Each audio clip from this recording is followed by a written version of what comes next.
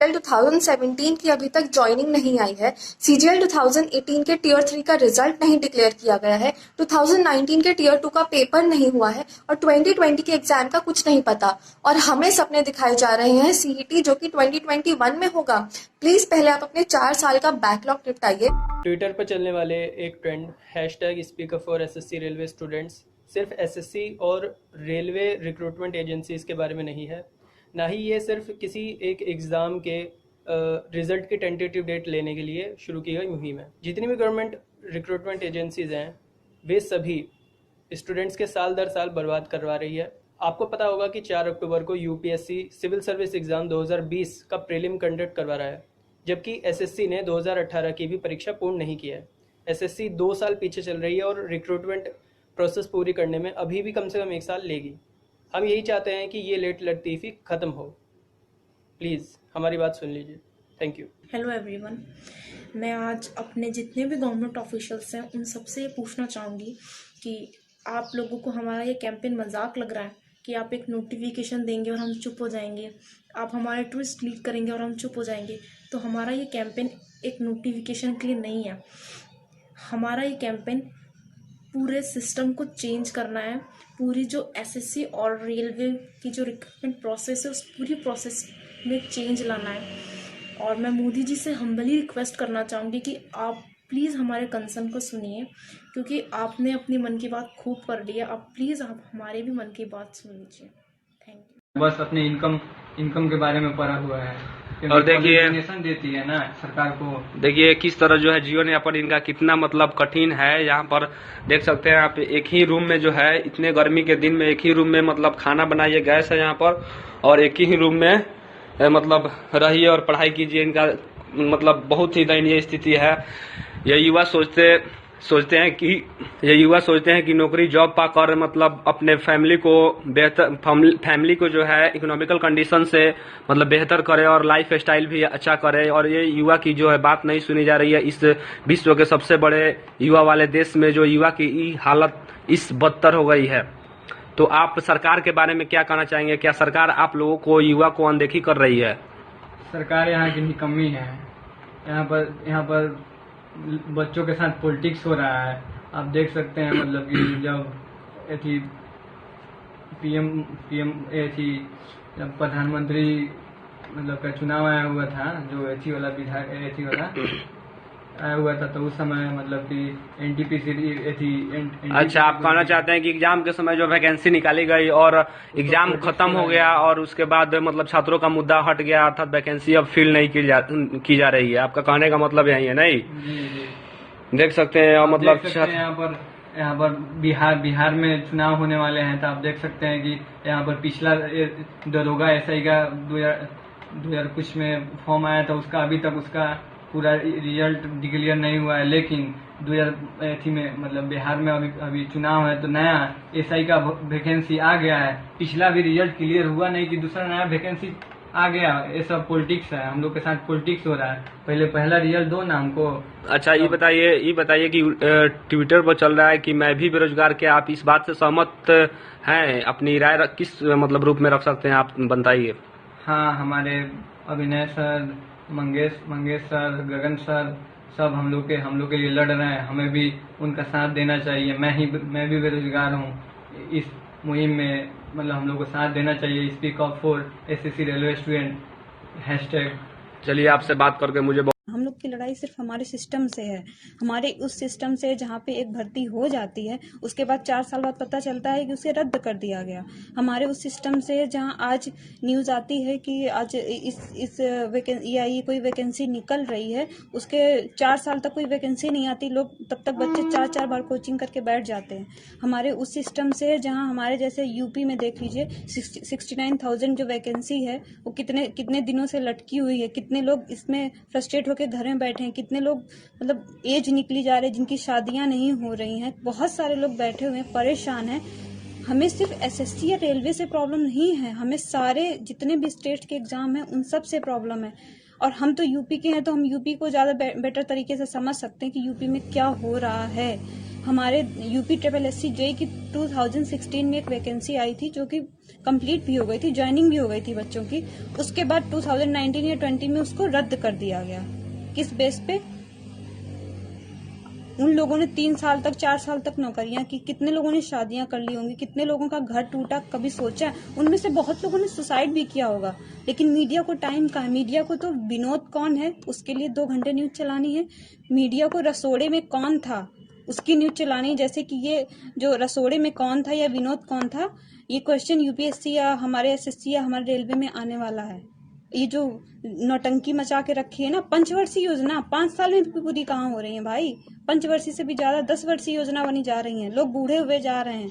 घर वाले भेजते हैं कि 1 साल जाके बच्चा तैयारी करके आएगा, पता चलता है 1 साल क्या, एक वैकेंसी आई है 4 साल तक लटकी हुई है। 4 साल का खर्च कैसे उठाएं? जो किसान है उन लोगों से पूछिए कैसे खर्च उठाते हैं। लेकिन मोदी जी अभी आप हैं, आप देखिए, हम लोग की बात सुनिए और मीडिया को तो भूल जाओ भाई। मीडिया को फुर्सत नहीं है इन सब चीजों से। और रही बात सीबीआई की, जो एसएससी के एग्जाम में सीबीआई लगी है, उसने क्यों नहीं ज्यादा ध्यान दिया? क्योंकि उसको मीडिया चाहिए। अब सुशांत के केस में देख लीजिए, मीडिया का भरपूर साथ मिल रहा है, लगी हुई है वहाँ जोरों शोरों से। और न्यूज वालों को क्या 9 घंटे 10 घंटे वही रिया चक्रवर्ती, सुशांत सिंह राजपूत चलाते हैं, और जो इतना भयंकर ट्विटर पे ये सब ट्रेंड कर। Hello guys, how are you? आज मैं आपको बताता हूँ कि असलियत में और मार्केटिंग में फ़र्क क्या होता है। आपने अक्सर इस तरह की ट्वीट्स देखे होंगे कि जैसे मान लीजिए कोई ट्रेन है, ट्रेन में कोई यात्री बैठा था, उसने एक ट्वीट किया और वहाँ पे अचानक कोई एक गरीब महिला थी जिसके बच्चे को दूध पहुँच गया। वहाँ पर एक ट्वीट करने से रेल मंत्री को, या विदेश मंत्री को एक ट्वीट करने से किसी का भाई है जो दुबई में फंसा हुआ था या सऊदी अरेबिया में फंसा हुआ था और वो भारत वापस आ गया। इस तरह के ट्वीट आपने बहुत बार देखे होंगे, बहुत बार सुने होंगे, जिसमें ये क्लेम किया जाता है कि एक ट्वीट करने से कितना हमारी जो सरकार है वो सजग है कि तुरंत मदद पहुंचती है। और यहाँ पर हम पिछले 6 दिन से लगे हुए हैं और हम 20 लाख ट्वीट, 20 लाख नहीं, हम कहेंगे बल्कि 10 मिलियन यानी 1 करोड़ ट्वीट हम कर चुके हैं सारे हैशटैग्स पर मिलाकर। और एक भी व्यक्ति, सरकार का एक भी मंत्री, एक भी व्यक्ति, प्रवक्ता, किसी ने कोई एक रिएक्शन तक नहीं दिया है। तो इससे पता चलता है कि मार्केटिंग में और असलियत में क्या फ़र्क होता है। मैं आशा करता हूँ इससे आपकी आंखें खुलेंगी और आप सरकार पर जो दबाव है वो बनाना जारी रखेंगे। आदरणीय गुरुजियों को प्रणाम, जिन्होंने हमारा इस मुहिम में साथ दिया है और हमें इस मुकाम तक पहुंचाया है। सर, मैं भी एक एसएससी का और रेलवे का त्रस्त अभ्यर्थी हूँ। एसएससी रेलवे का तो चलो खैर कुछ पता ही नहीं है, लेकिन उससे भी बड़ी बात मैं आपको एक बताना चाहता हूँ कि उत्तर प्रदेश सबऑर्डिनेट कमीशन, यानी जिसे हम बोलते हैं यूपी ट्रिपल एससी पिछले 4 सालों से सोया हुआ है। यूपी ट्रिपल एससी हम लोगों को ये बार बार सपना दिखाता है कि हम आपके लिए लेखपाल की वैकेंसी लेके आएंगे, हम आपके लिए वीडियो की वैकेंसी लेके आएंगे, हम आपके लिए लोअर पीसीएस की वैकेंसी लेके आएंगे। सर, हम पिछले 4 सालों में हमारी हालत ये हो चुकी है कि हम बैठ के मेरी अपनी पर्सनल ये है कि मेरी डिश स्लिप हो चुकी है, लेकिन पढ़ाई से हम अभी भी पीछे नहीं हटे। सर, मैं आपसे एक बात बोलना चाहता हूँ कि जो यूपी ट्रिपल एससी पिछले 4 सालों से सोया हुआ है, क्या हम इसको हमेशा के लिए सुला नहीं सकते? क्यों हम ऐसे लोग, जो लोग हमारे लिए कुछ काम न करें, उनको हम एक सैलरी दें स्टेट के अकाउंट से? अगर उन लोगों को हमारे टैक्स से सैलरी लेने का अधिकार है तो हमारा भी अधिकार है उन लोगों से नौकरी पाने का। लेकिन उनको क्या, उनको अपना घर चलाने हैं, हमारा घर चले न चले इस बात से उनको कोई फर्क पड़ता नहीं। मैं चाहता हूं कि ऐसे कमीशन की हमें कोई ज़रूरत नहीं है। मेरी तरफ से यूपी ट्रिपल एससी को हमेशा के लिए ख़त्म कर दिया जाए और इस विभाग में नौकरी करने वाले सभी कर्मचारियों को भी घर भेज दिया जाए, क्योंकि निठल्ले लोगों की हमारे देश को ज़रूरत नहीं है। धन्यवाद।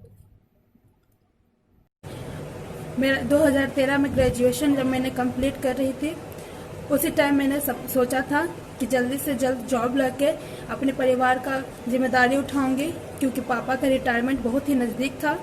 पर मैंने ऐसा सोच के गलती कर दिया, बहुत बड़ा पाप कर दिया, जिसके कारण जो आज मैं बेरोजगार बैठी हूँ, तो हमारे सुनने वाला कोई नहीं है। न सिर्फ जो हमारे फ्रेंड्स हैं, रिलेटिव्स हैं, वो सब हमारे ताना देने के लिए रहते हैं। जब सपोर्ट मांगा जाता तो सपोर्ट नहीं मिलता। ऐसा नहीं है, हम लोग एक मिडिल क्लास फैमिली की जो लड़कियां होती हैं ना, उनको बाहर जाकर पढ़ने का मौका मिलता है। बहुत ही कम ऐसे परिवार के लोग होते हैं जो अपनी बेटियों को बाहर जाने देते हैं। हमारे पास जो साधन है, जो मोबाइल है, ऑनलाइन जो क्लासेस चलती है, उससे मैंने रेमो सर का क्लास लेके अपना पढ़ाई कंप्लीट की। उन्हीं के पढ़ाए हुए चीज़ को अपने पढ़ाई पर जब इम्प्लीमेंट किया तो मुझे रिजल्ट भी मिलना शुरू हुआ।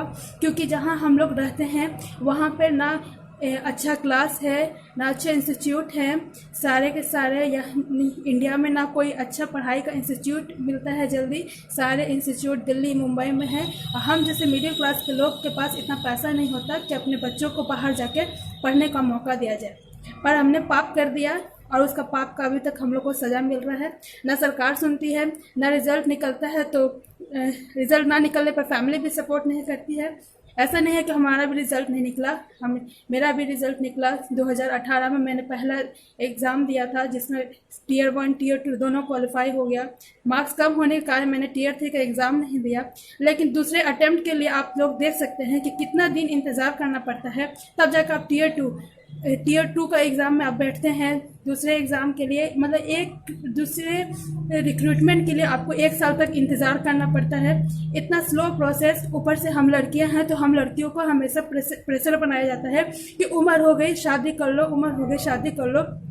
आखिर हम लोग कब तक इतना झेलते रहेंगे, कितना स्ट्रगल करेंगे? कोई सपोर्ट नहीं करता, कोई सपोर्ट नहीं करता। बस यही है कि इसीलिए मैं इस कैंपेन में पूरे अपने जोश के साथ, पूरे जितना मेरा हो सके। आरआरबी ग्रुप डी और एनटीपीसी की वैकेंसी निकाली। अब पता चला कि भाई चुनाव आ रहा है, वैकेंसी तुरंत निकाल दी वैकेंसी। कहा सितंबर में पेपर है, सितंबर से अगला सितंबर आ गया, आपने कोई एक नोटिफिकेशन तक नहीं दिया। कह रहे टेंडर नहीं डिसाइड हो रहा। अरे टेंडर डिसाइड नहीं हो रहा तो वैकेंसी क्यों निकाली आपने? और जब वैकेंसी निकाल दी है तो फिर आप पेपर नहीं करा रहे हैं। अरे पेपर कराइए, आप वेंडर नहीं डिसाइड करवा रहे हैं। अब इसका ब्याज कितना हुआ होगा? मतलब आप ब्याज भी तो आप ही खा रहे हैं इसका, हमें तो देंगे नहीं बाद में। आप हमारे तो पैसे बाद में लौटा देंगे बाद में आप लोग, बस कोई पता नहीं कब मिले। आप लोगों से मेरी हाथ जोड़ के विनती है, निवेदन है कि जल्द से जल्द अपने निकलिए उससे बाहर और हमारे टीचरों से बात करिए, हम लोगों से बात करिए, हमारी समस्याएं सुनिए, नहीं तो बहुत देर